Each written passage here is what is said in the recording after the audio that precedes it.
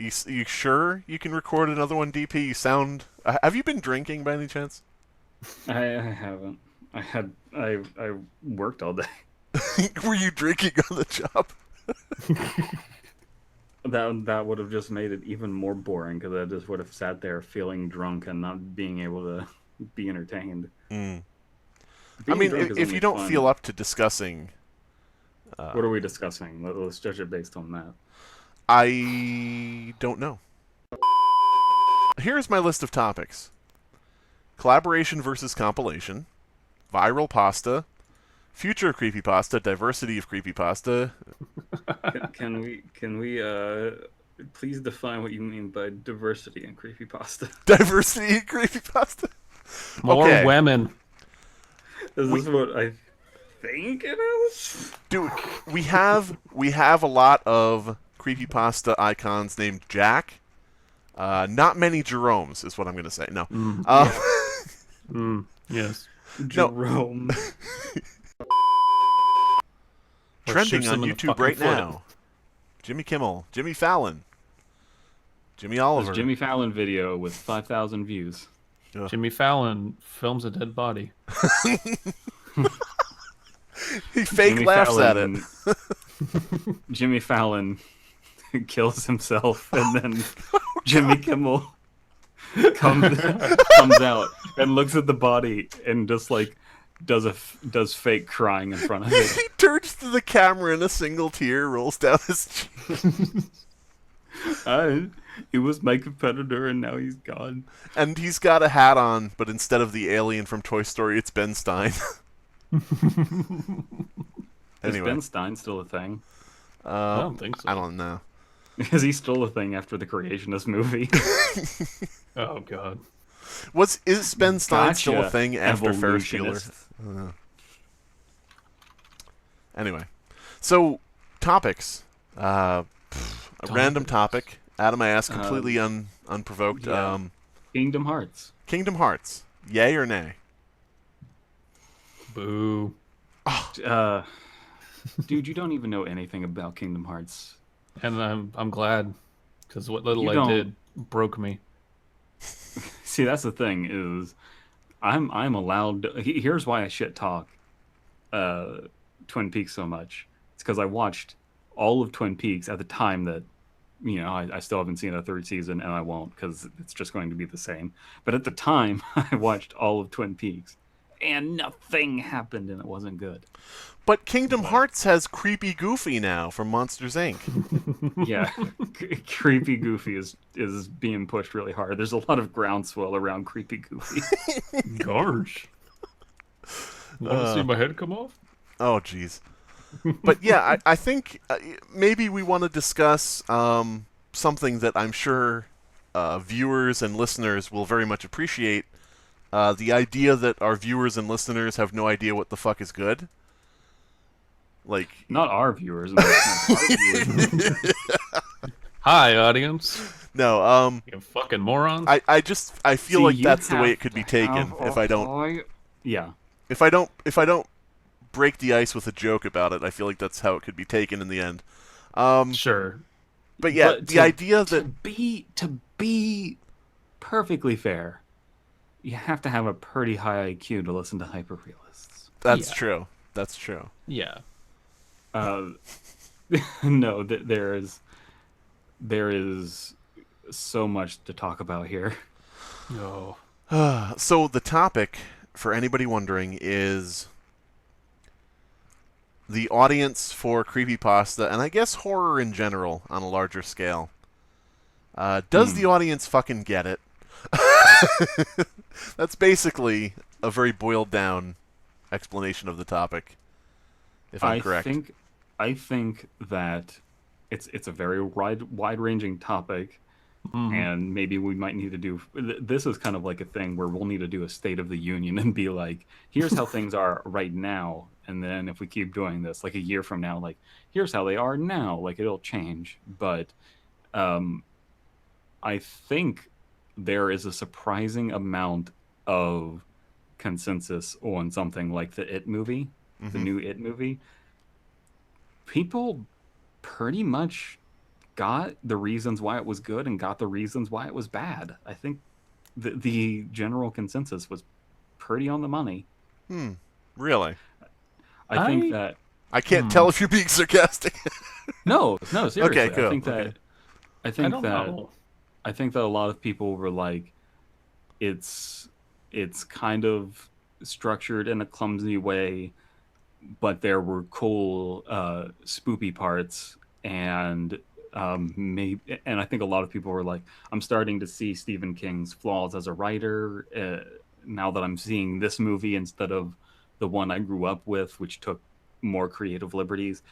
This movie is kind of like showing that there's like some weird goofiness, but the parts about um, the sexual abuse and everything were actually handled pretty well. Like there was like some really nuanced opinions out there. Now, But what those the like the majority? I was Because going to my say, are we interaction, talking about YouTube comments, or are we talking about professional critics?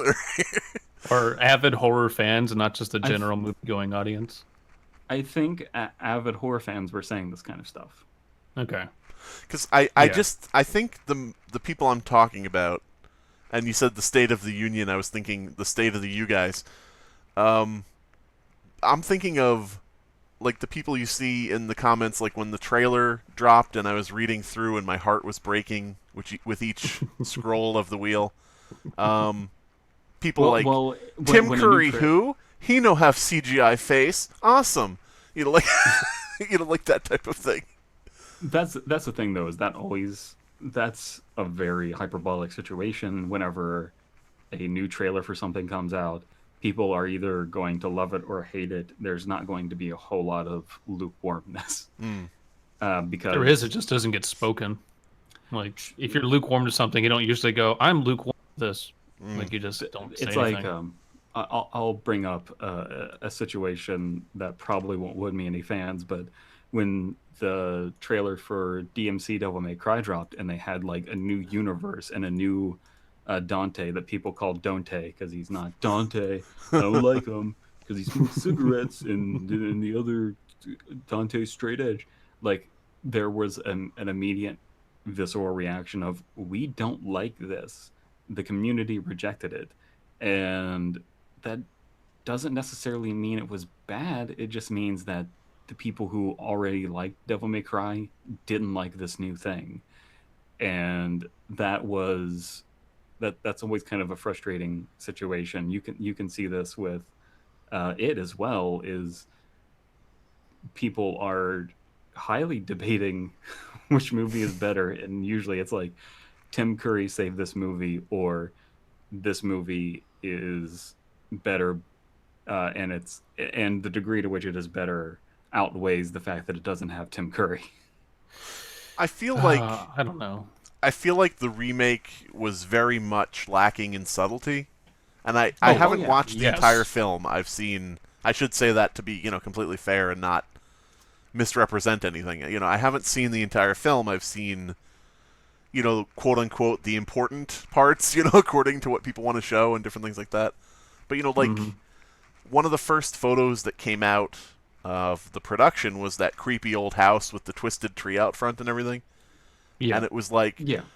wow, okay, there's a drawing from a children's book about spooky Halloween houses, like Yeah. just different things like that seemed to be like a bit lacking in subtlety and different things like that. Having Pennywise run up and scream in your face and Constantly. pop out of the sewer with ba-bomb, and different things like that. I'm gonna kill your parents, Brian. No. I think we're getting off topic and talking about that movie. You're absolutely right. Right, About all of that. But what I was going to say was the audience. I didn't see too much of people talking about like the nuance and subtlety of things like that. Of the actual horror of it. Now, people said the CGI was good or the CGI was bad. Well, but, there you're talking about the general viewing audience and not Right. the general horror audience. Well, I saw on I think it was Rotten Tomatoes. I looked through the critics section and like the more top reviewed critics the people who didn't like it, they kind of mentioned why they didn't find it scary and what its flaws were, but they didn't really go into detail like Slime Beast just did. It was very strange.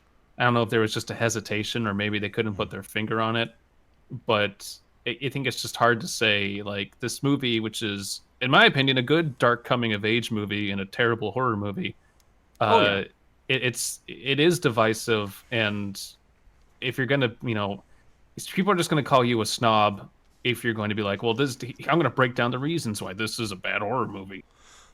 I think that part of another thing that's like indicative of because I'm, it's sort of like a difficult position to explain in full. But another thing I took issue with was everybody saying this movie's going to be more true to the book. This is going to be more true to the book, and it's going to be more like the book, and not just that other thing, and it's going to be more authentic. And then everybody saying, boy, it sure is great that they didn't include that really weird orgy scene. And I'm like, well, which is it? Do you want it more like the original thing, or do you want it, safe, and, made a little more, easy on the palate, in theaters? Like, the way you said "easy on the palate" is heavily insinuating that I'm a pedophile. What the fuck? Jesus, no way. No, I would never. No. I can't. I'm not in control of what you infer. But the thing about there are so many ways you can stay true to a script without being exploitative or gross or strange or terrible or whatever, that it kind of struck me as odd that people were just, as a general concept in total, we're glad that this didn't take us to an uncomfortable place, this horror movie, rated R. Okay. I can respect the idea that you find that distasteful, but I also have to wonder about the idea of people wanting the authentic rated R for adults version of it, but also wanting it to be friendly, and not challenging.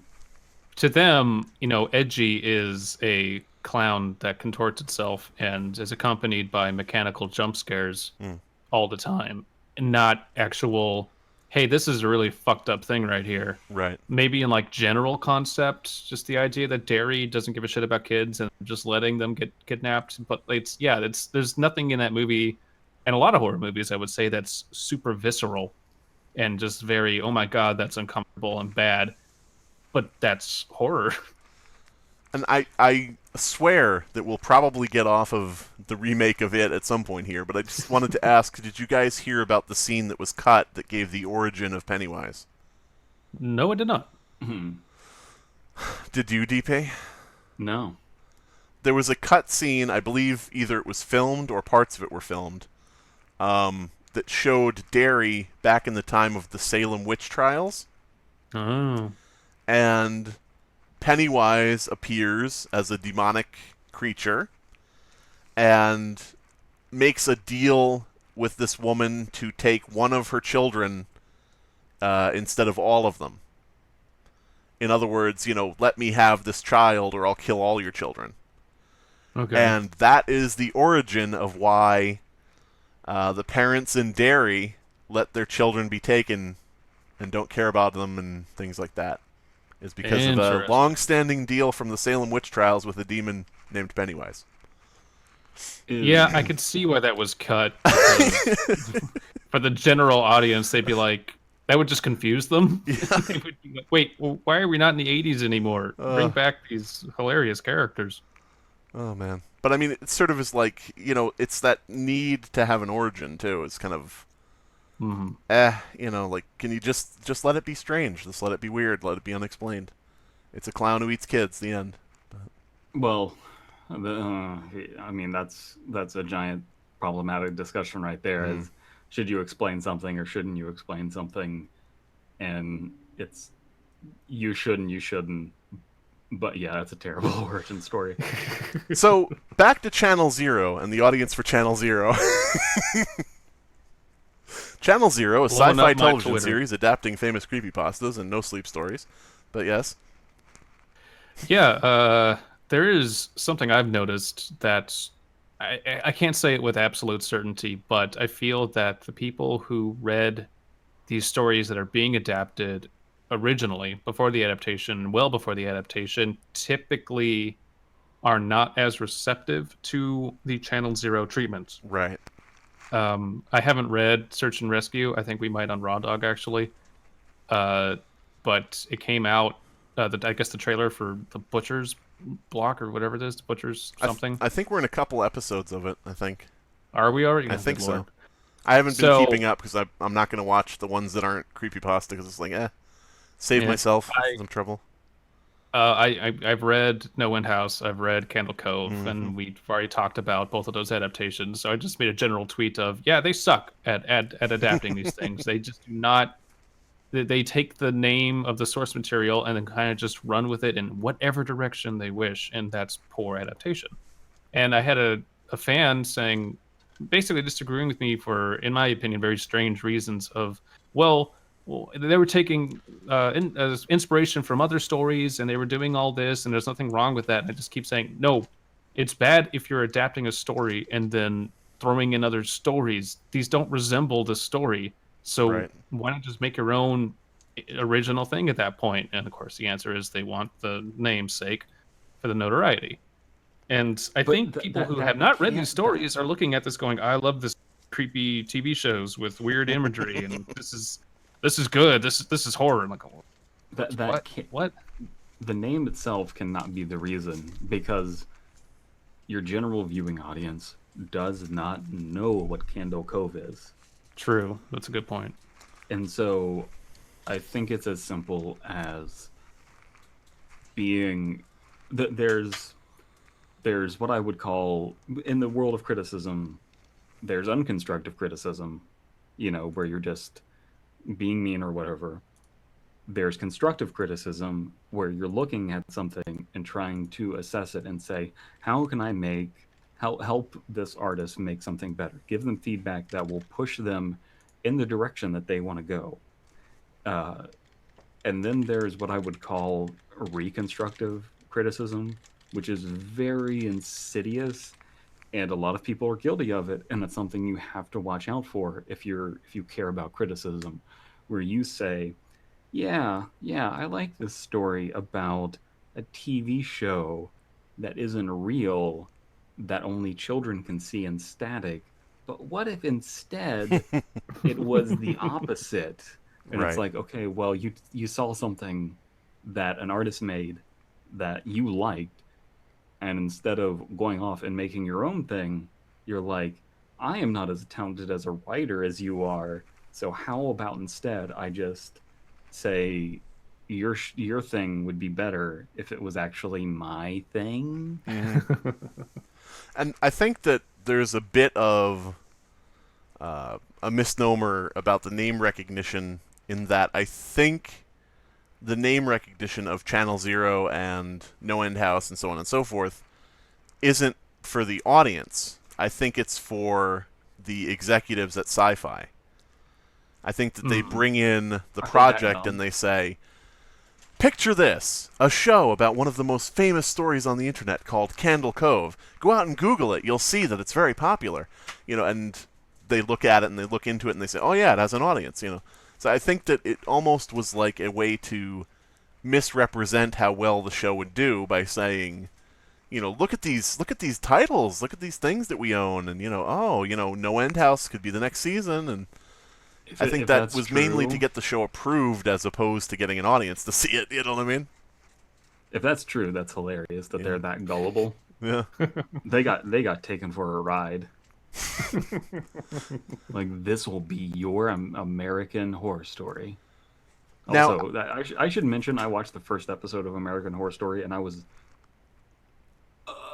unbelievably bored. mm, The first episode of the first season. Hmm. The first season is very. I think I watched the first four seasons and I haven't seen the newest ones. I would say like maybe two of the seasons are actually interesting. They're not that scary. They're not that horror. It is kind of a misleading name. It's more just thriller with a lot of eroticism in it, with some good acting. But yeah, it's if sci-fi is trying to get an American Horror Story, I guess they're technically achieving it. There's nothing scary in Channel Zero's productions. And I would assume that they have a very dedicated audience for American Horror Story who think it's the scariest thing on television. I don't even like that's not even the pull for a lot of American Horror Story enthusiasts. It's the fact that they all seem to be they have kind of a very loose link because the characters are the actors are the same, and a lot of the art like they're forming archetypes, and it's all going to connect at some point. So I think if it was scary for anybody, that's kind of gone out the window for a while, and it's more just it's just dark. It's not so much scary as it's just dark, and people like that. That's about it. Because And I know that when I make a video about Channel Zero, in the first like day or two that it's up, I'll get all people saying, wow, that's so true, that's so correct, you're so right, you're right about everything, you're perfect, you're a genius, blah blah blah blah blah. Just I'm overstating, but in other words, agreement with whatever I'm saying. And then in the following weeks and months and even years, every so often, these comments pop up, and there are lots of comments, here and there of people saying, you don't fucking know what horror is. Horror is this Channel Zero is the scariest show on television. You go fuck yourself. And it's like I've gotten the same thing where it's we always like to, whenever we read a story that ends up being bad or poor or a train wreck or something funny on an Undercooked analysis, we always go down to the comments section to see how it's received, and it's always like the comments are always like 8 out of 10 was pretty spooky. Yeah. And it's always like a really generic thing that doesn't have any commentary on the actual show itself or the story itself or whatever. And I am an old person who still uses Facebook, and I constantly get ads for Channel Zero from Sci-Fi, and they keep, like, I always, whenever the ads come up, I always click on comments. That way I can see people just saying things like, the sounds alone gross me out. And then comment, bring back blood drive, and I'm going to try getting into this. Or like the most vapid statements like, I can't get past that girl's teeth. They're so creepy. Well, who hasn't said that at some point? Hey. Hey now. Oh, The balance of art and horror in each season is amazing. Like, what does that statement mean? That is like the most vacuous statement you could possibly. It's always just empty words. It is definitely creepy and sublime. Sublime. Oh my god. Sublime. well, I mean, Somehow I get the feeling this isn't about cooking show. This isn't about cooking show. Somehow I get the feeling this isn't about cooking show. so you're actually reading these right now as you're telling us? Yes, I am reading. I'm going through the comments and finding these. Somehow I feel this isn't about cooking show. Somehow I feel this isn't about cooking show. Is this about Butcher's Block? Yeah, this is Oh, all okay, about that makes Cooking sense Block. then. It's not. Somehow I feel this isn't a cooking show, even though it's No, about not butchering. isn't a cooking show. Somehow I feel this isn't about cooking show. Ugh, God. They have a new season. And see, I feel like the reason this is important, sometimes, I guess, I did this in the last episode of the Hyper-Realists, but I feel like I should explain the reason this is important. And the reason this is important... Wait a second. I found a comment, and I'm not going to say the person's name because it's just a rando name on Facebook, but it's woman's name, Landis. Love it. So much better than American Horror Story. Oh my god. Okay, you don't have to give the name or anything like that, but we have to look up and see if they're related. We have to find that out. For you guys to cut out, it's this. God fucking damn it. Alright, now I gotta cut that out. What? I hear typing. I'm just gonna look that up so I don't forget. Alright, so anyway... The reason I think this is important is because it not only gives like a false impression of what is or isn't and I don't want to make the objective statement, but subjectively, I feel like it can foster bad content. I don't want to just No, say that sure. these are objectively bad, whatever, but I feel like these kinds of comments and this kind of support can help grow very low effort, low quality projects and can spawn more of them because if somebody sees Jeff the Killer and they just read the comments on certain specific sites where people like Jeff the Killer, and it's all going to be these comments of spookiest thing ever, scariest story, oh my god, I can't believe it, what did I just read, I can't sleep tonight, so great, so good, so perfect. And Hey guys, let me tell you about this thing I God found. fucking damn it. I've been spending all day opening these boxes on this CS:GO lottery site, and I've just made $5,000, and you guys can too. And I swear I don't Yeah. work for the people who. Yeah. It's So that many of these thing comments feel of- like of fostering. headlines. Yes. Yeah. They feel like these stupid like BuzzFeed articles of 10 reasons why Channel Zero is the savior of internet, blah blah blah blah blah. And but If like you want the to know people why BuzzFeed regurgitate got where that. it is, Yeah, and it's like it's not just them; it's other sites are copying it too. And I feel like a lot of viewers don't want to actually articulate what they think or they can't. They just like feel, yeah, this unnerved me a bit. I guess it is really scary, and I'm just gonna say that, as opposed to thinking, well, is this gonna stick with you? Is this gonna like be in the back of your mind, scaring you? Is this really hitting you on a certain level, or is it just creepy imagery? and it's fine if it's just creepy imagery. Just admit when you're watching porn. Like don't act like you're watching porn, not watching porn, and you're watching porn. There's in the summer camp, I work with middle schoolers, and once a week we'll watch a movie, and something that every year the middle schoolers hate that I force them to do. It's like, okay, it's time for us to watch a movie. And they're like, yay, movie. We don't have to do crafts and activities. We can sit down and just turn off our brains. And then Hmm. after the movie, I'm like, okay, I want to hear your thoughts. And they're like, oh, I don't want to do that. And then I'm like, no, you can say whatever you want. You just have to articulate your thoughts. You just have to say your ideas. And I force them to do it. And like the first week, they're grumbling about it. And then like the second week, they're just like, they start realizing that they have ideas and that they can communicate those ideas and that they can disagree with people, and then they start to really enjoy it, and they're like, oh, this is why he was forcing me to do this, because it's making me realize this thing that I thought I liked I didn't like, and there's these other things that I didn't catch on to that I really like. I think that no one is challenging people to do that kind of stuff. Oh no, I saw a I think it was a Rotten Tomatoes review of the Cloverfield paradox the other day. It was a reactionary review. It said, "I don't know why people hate this so much. It was really good, turn off your brain fun." See, that's And exactly what I'm talking about is yeah. when you have this built up amount of comments and built up amount of reviews and so on and so forth, not only does it foster the idea of hey, let's make a Jeff the Killer movie because look at this audience, but it also makes this thing where oh, people don't like the Jeff the Killer movie. Oh wait, here's a comment from somebody saying that those people don't get it and they're idiots. Okay, that's the one Yeah. I'll listen to. You know, Yeah. you know what I mean? Like, No one's oh, being encouraged to nothing's like wrong with my show. Look at all these people who say it's perfect, spoopy fun. yeah.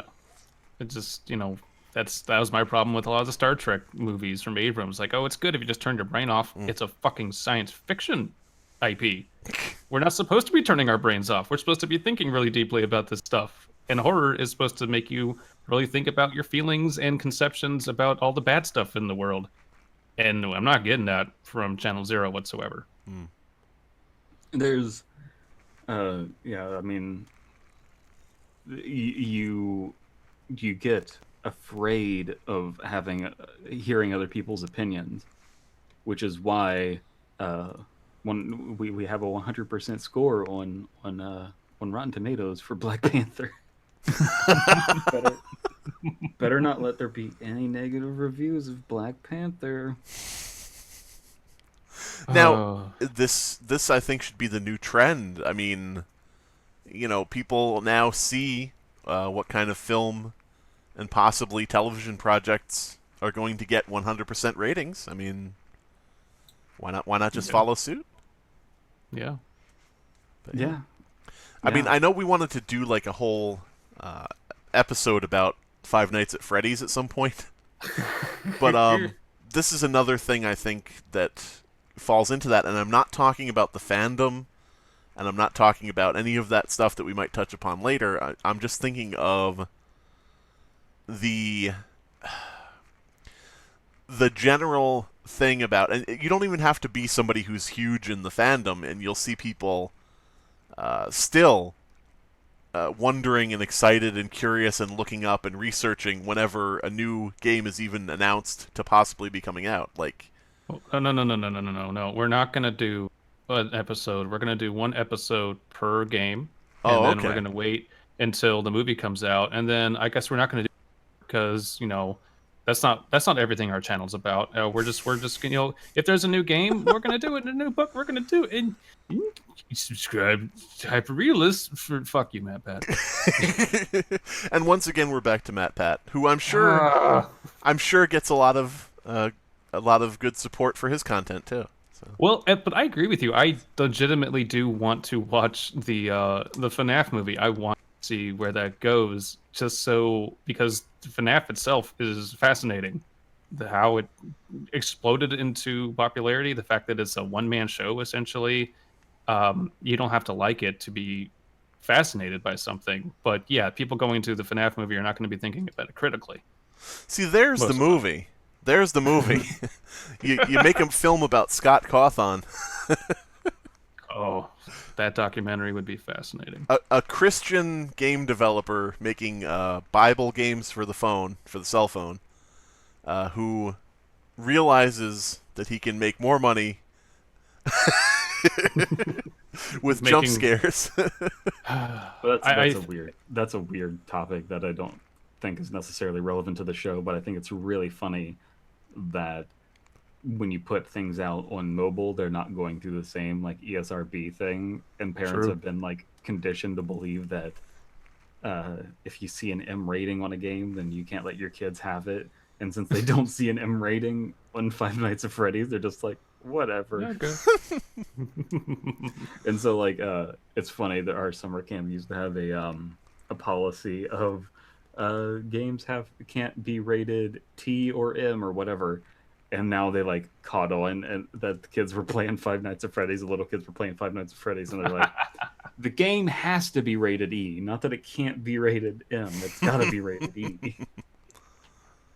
But I mean, I oh, go ahead. I'm sensing, Slimebeast, that you may want to address something I saw you say previously about how people are like for Five Nights at Freddy's in particular. This is horror, but it's the most like glamorized, romanticized thing that takes away any element of fear from it and just turns it into this kind of attractive icon Right, as and opposed to being something scary. that's where I get into the idea. And again, I don't want to address like fandom in general, but just maybe like the feedback people give and Yeah. what people respond to in general in terms of like horror and creepypasta and different things like that.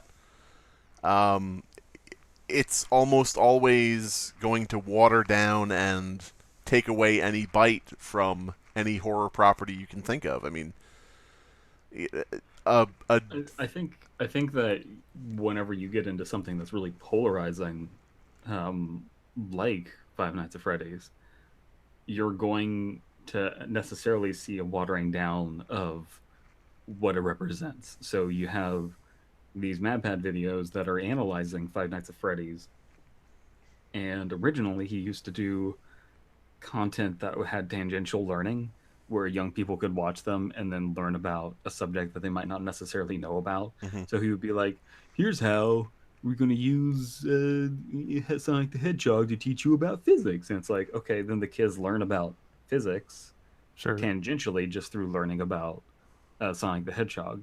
That no longer happens now because there's no learning. So the like scientific tangential learning thing has been watered down in the Matpat terms, and because Five Nights at Freddy's is so romanticized and a fun horror thing, the horror has been watered down.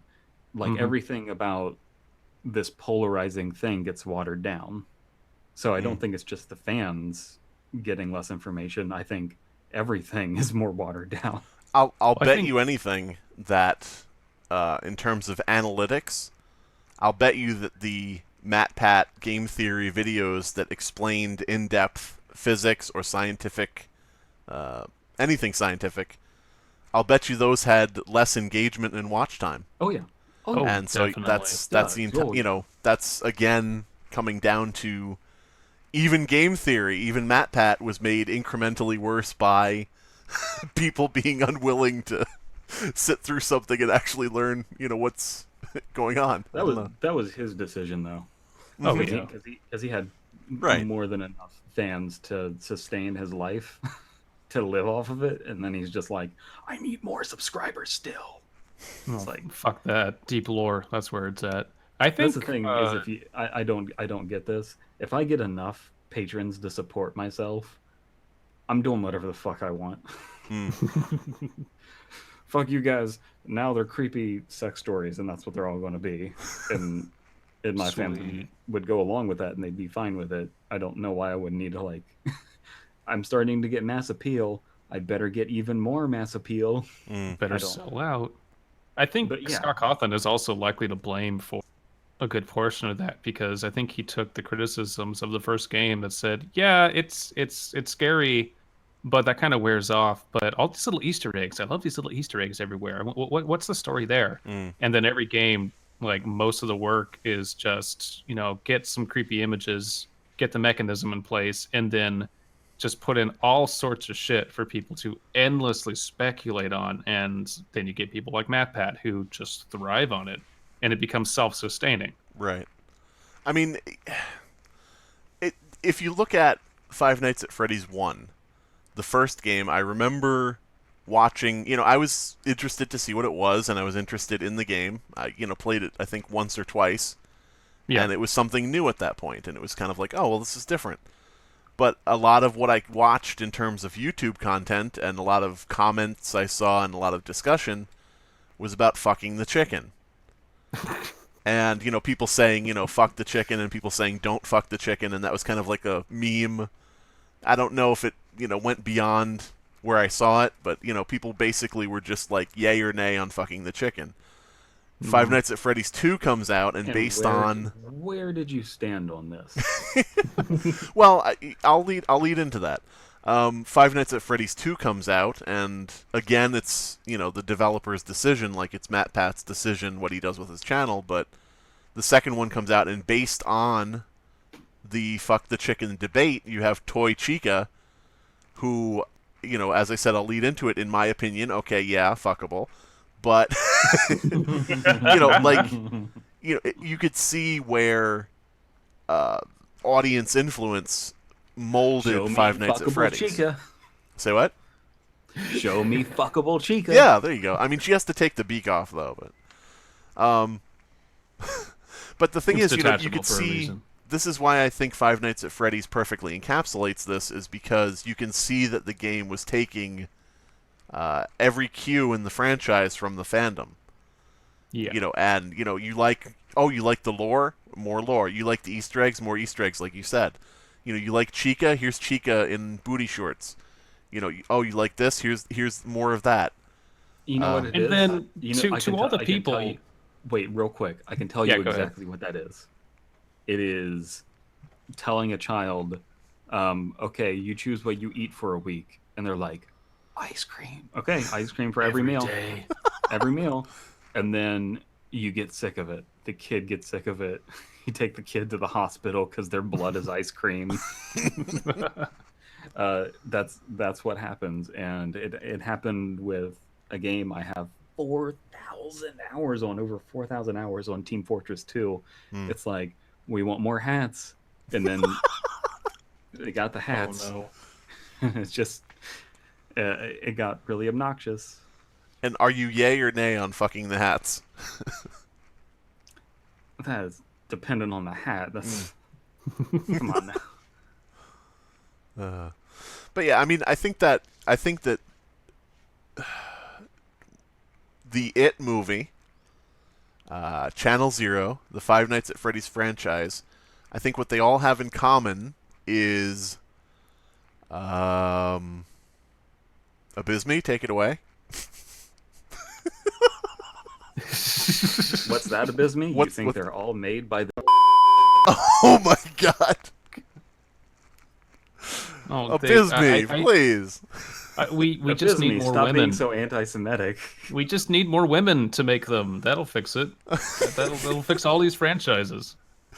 And women, if you're listening, you want to sign up for Menstrual Box because at that time of the month when you're trying to be creative, and it's just life's getting in the way. Yeah, Coupon code. I want you to know Matpat. that he is completely serious. He's not doing the Matpat voice. that's right.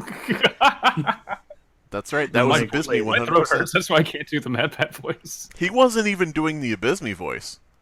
But, That's how my serious Bisme it was. voice is awful. So But yeah, so I mean, I guess the big takeaway I would have from this is: do we think that in the case of audiences, fans, commenters, people who are generally the I don't want to say like anything derogatory because I'm not trying to sound that way. The majority of The people dumb. say what? The dumb, the unwashed dumb. The unwashed dumb. The majority of people consuming horror media, be it narrations, Are awful. yeah, are basically don't know what's good, but will defend it to the death. Even so, they know what sells, and that equals good in their mind. Uh, I think we don't Yeah, just need people like us, contradicting and giving criticisms, but we need like creators to stop latching on to negative criticism and going, look at all these horrible racist misogynists who are attacking my work, and then not actually responding to valid criticisms of their work, because that just hypes up fandoms, and it Right. doesn't like it just that's why there's Well, right little there you less chose. and less incentive to be like, hey, let's look at my work critically. I can accept that parts of it weren't great. No, it's a fucking masterpiece. I'm the second coming of Christ, and you're all a bunch of trolls. Right there, you chose two things that are, very polemical. People get their panties up in a bunch about, women and minorities and that kind of stuff. But you could take it in an even broader sense of not listening to constructive criticism when people are like, well, YouTube's trying to shut down my YouTube channel by demonetizing me. And it's like, you really don't have a leg to stand on because you're not even asking people for permission to narrate the stories you're narrating. So, like, there are so many. You're talking about stuff being made by humans. There are so many quibbles and foibles that can be there that you have to be open to those kinds of things. And I think that as stuff grows, you're going to necessarily get dumb people invading, and it's your job as the community leader, as the person who is the creator, to shape that in a way that you want it to be shaped, not the other way around. not to 'Cause let the people are- community shape you. That's Yeah, because the people are coming to you because they like your content, and then if people slowly start invading and shaping you, then there's the problem. You don't want to do that. You want to build up slow and steady. This is what I like doing. Then you'll get the fans that like that, and then slowly but surely people will catch on to what the core fans that you have are seeing in you. You know what I mean? right. Rather than them saying, hey, how about you be this instead? So we Yeah, need better community leaders. I guess And that's why we have me. it all comes down to, I think, what you get into creative work for. If you get True. into creative work for something more than money or notoriety, I think it's easier, if not always easier to stay true to yourself. I think that, And money and fame are corrupting forces. yeah, well, You I got to mean, be it's careful. just, when you see somebody who will do anything that is popular at the moment and they don't seem to have a dedication to a core concept of what they want to do, it just seems like, okay, well, they didn't really start this to do what they wanted to do. They started this to do what you want to see.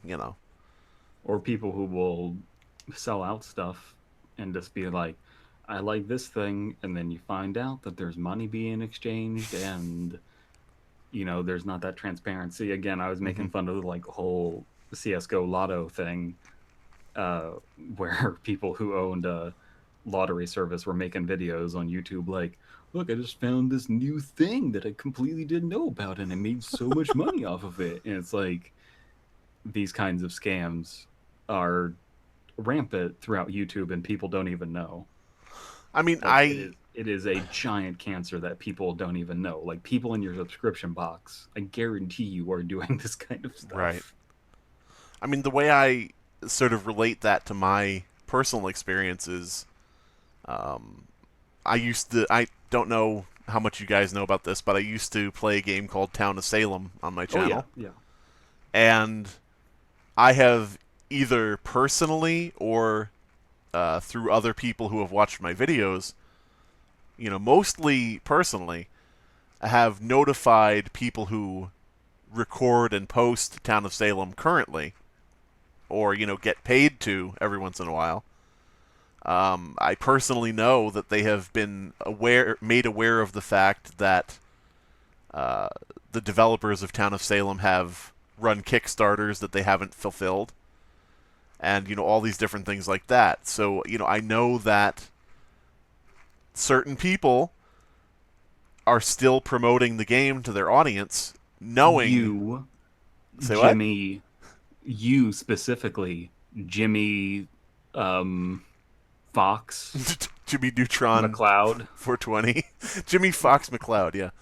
But I personally know that these people know that the devs have been bilking Kickstarter. So when they advertise this game to their audience, they are 100% serving their audience up to scammers to And possibly pay into their scam. And it's like, that is a big Let's Play thing. yeah, it's Oh yeah, disgusting. definitely.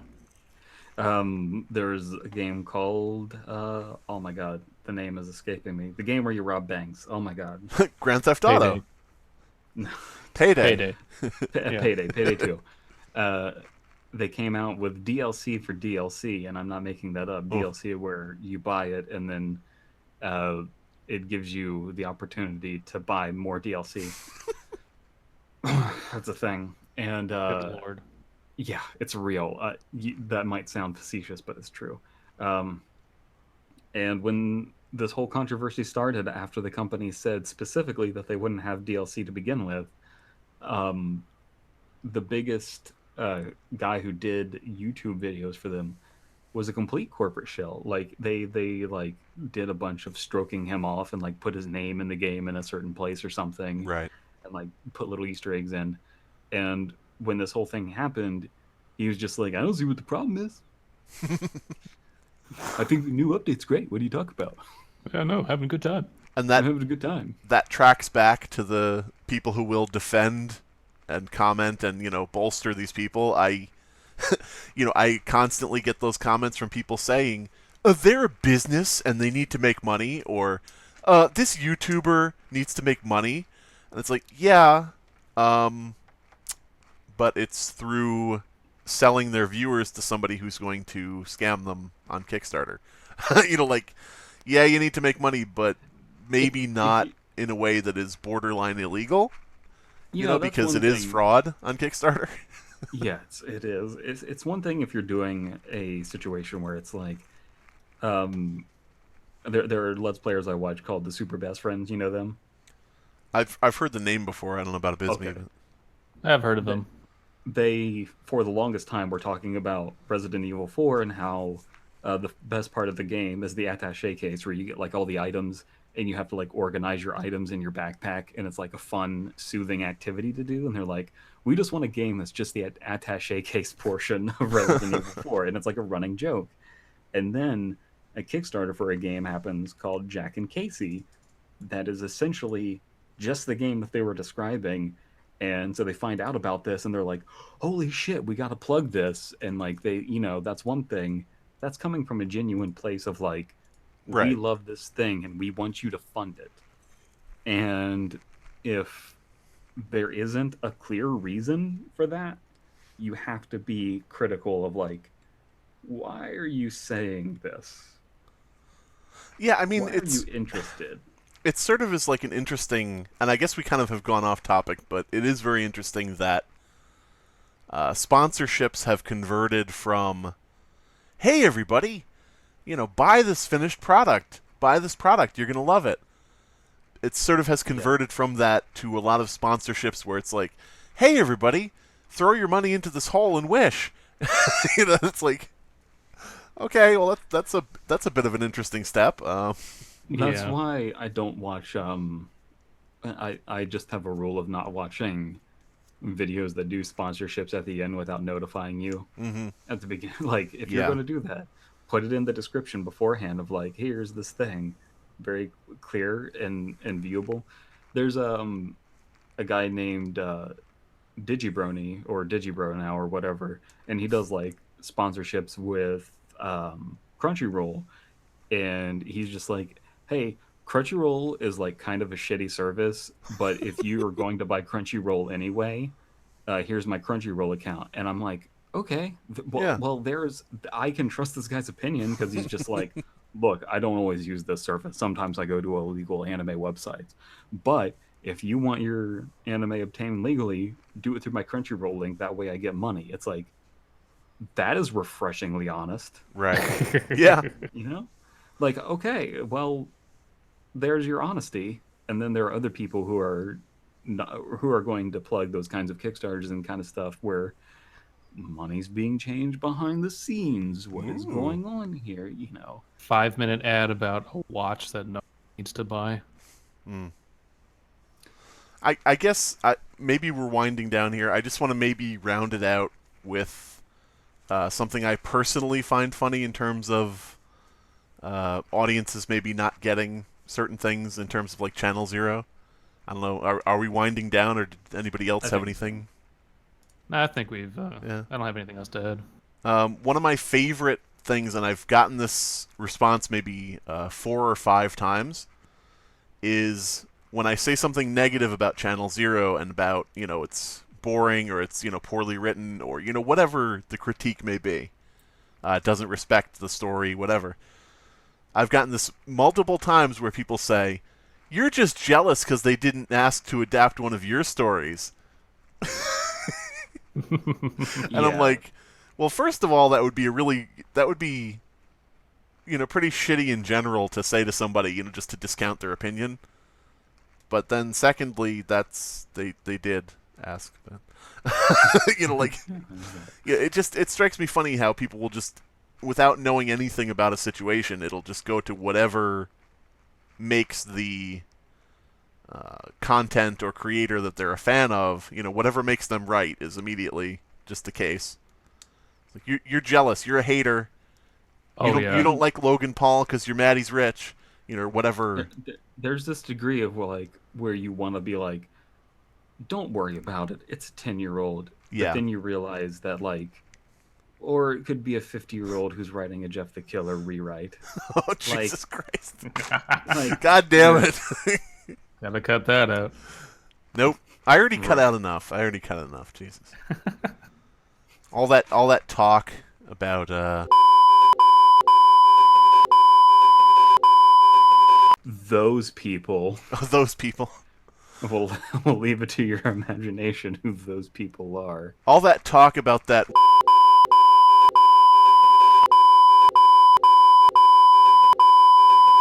Remember Cut her out name. all of this. What the fuck are you doing? But yeah. All right, I guess. Those people who use Swiffer wet jets. I don't think they exist. I don't know. They do. Oh my god. I see them. I see them in the Safeway. I see them I see them out of the corner of my eye everywhere I go. They Swiffing. stalk the shadows of the marketplace. Swiffing silently. Wet jet. You see them like walking into a department store, just like itching their arms like they're a heroin addict, and they're just kind of like shuffling over to the Swiffer wet jet replacement section. I wonder how long it'll Deeply be. inhaling. I wonder how long it'll be until they lock them behind a counter. Fucking Yeah, batteries license. are being locked behind counters now. And, like, if it's busy and I need to get a battery and there's no one around, like, do you want me to break this glass and take this fucking 9-volt? How the hell else am I supposed to get this? So you do have a crippling addiction to batteries, then? Is that what I'm hearing? Of course I do.